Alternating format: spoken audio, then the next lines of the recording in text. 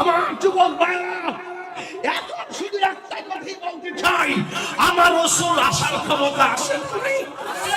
আমি যদি বলো আসে না, যুবক ভাইরা আমার, ইমাম হুসাইন পরিবার ইমাম সালমা বলেন, আমি এই আচমকা খবর পেয়ে আমি উঠলাম, উঠে দেখলাম ওই মাটি মুবারক গুলো রক্তে পরিণত হয়েছে।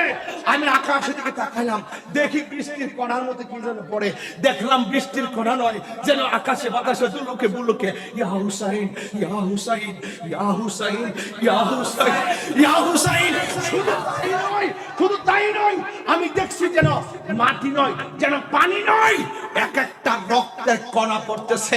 পাথর আলগি দেই, নিচে রক্ত, পাতা আলগি দেই, নিচে রক্ত। যখন শীতল অনুভব করি, শুধু রক্ত। ইয়া হুসাইন, ইয়া হুসাইন ধ্বনিতে যেন এক আরেকটি